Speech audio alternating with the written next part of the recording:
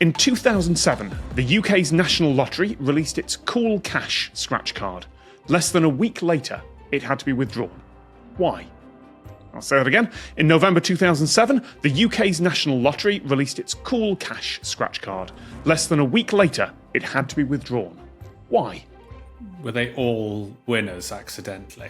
That would be absolutely insane. It would be slightly too much, but I'm not going to say that's completely wrong. Ooh. Too many people were winning on a technicality where it's something like you need to find 3 red blobs, and they found like a smear of red ink down the side that they didn't manage to cover in their own small print. Oh yeah, maybe there's a way of hacking it. Yes. Like if you held it up to an incredibly powerful light. It wasn't a production error. Like, the scratch cards worked as normal. Okay, but was it a maths error where they'd like miscalculated the probability of winning, and so it was like too likely to win, and then, you know, it wasn't worth it for them? You are all zoning in very quickly. Mithuna, maths error. Definitely going on that. All right. The cards weren't all winners, but perhaps people thought they might be. Was it not clear then? So, because you know the rules of, I don't know what this card looked like. But usually with these things, you have to like match things or get rows of things. And if there was a clarification error in what you needed to get on the card, so you had a lot of people calling in saying, I've got a 2,000. Yep. And all the rest of it. And then actually they had to clarify that what had been written in the T's and C's on the back didn't mean what a lot of people had assumed it to be. So it's almost like a legal...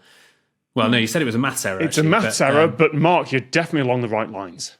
So it's not that too many people were winning, it's that too many people thought they were winning and were jamming up the phone lines. Yes. Was it not clear that it was pounds, not pence? It's like, no, we've won £1, not £100. Sorry. The retailers who were selling it were getting people coming back and going, I've won. And they'd scan it, and no, you haven't won here. But people thought they had, and they looked like, oh, yeah, no, I've won there. Due to a maths error. The scratch card is called Cool Cash. It's not some sort of heat-sensitive thing, is it? You know, do you remember those T-shirts in the 90s that change colour? Yeah. Is it a sort of thing where you have to scratch off 3 bells, but it also, if you rub it with your thumb, will it turn orange or won't it? Or have I invented something cool just now? You have actually invented something cool just now, yes. As in, that's not the right answer. That's not the right answer, no. But so is it not actually cash that they were... Cool Cash was like a no, I don't know where I'm going with this. Like, they all have different themes. Like, there might be a treasure chest you have to scratch, but it is just like, scratch off, see if you've won. So just for clarification, are we saying that this was just like one box that they had to scratch and then it said you won or you didn't win? Or is it like several boxes and you have to get it like a row or something? It's several boxes, and you have to look at a thing on each line to know if you've won. You have to look at a thing? On a scratch card called Cool Cash. Often it's a set of images, isn't it? So you've got to join up like 3 icicles or whatever. Jay's making his face. Jay's making his face. Stop talking. The last and then 2 he says times. Something absolutely wild. And then I say no. And you say no. And then everyone forgets where they were. Usually means I've got a wrong answer coming, but is there something to do with the ooh in the middle of cool looking like a couple of zeros? Oh. No. Sorry, Jay, the path holds. Okay.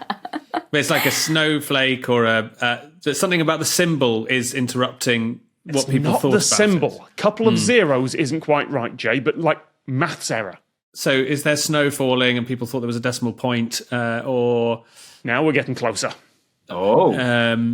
So there's something in the... Yeah, snow, ice cubes, snowmen. Was it some sort of like, you just have to look at this thing and then you know whether you've won, or do you have to like add up something or, you know, read out a number? You do have to read out a number, yes. Okay, and so maybe that was something to it. And again, cool. I keep emphasising the name is Cool. Oh, degree C? Is it a degree yes, C it is. thing? Yes. Ah. Now. Oh, so the number, the correct thing, is supposed to be to do with like how hot something is, and people are getting muddled up to do with Fahrenheit or 0 degrees or something like that.